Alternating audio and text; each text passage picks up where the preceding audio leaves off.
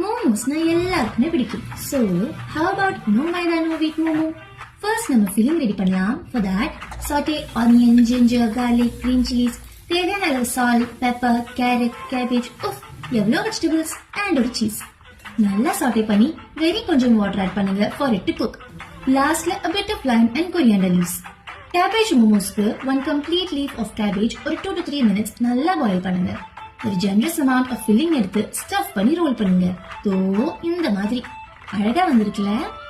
நீங்க டைரக்டா ஸ்டீம் கூட பண்ணிக்கலாம். ஆனா நான் இங்க pan fry பண்ணிருக்கேன். கொஞ்சம் வாட்டர் ஆட் பண்ணி pan க்ளோஸ் பண்ணுங்க. So one side crispy and the other side soft steamed இருக்கும். லாஸ்ட்ல கொஞ்சம் chili oil drizzle பண்ணி serve it super hot.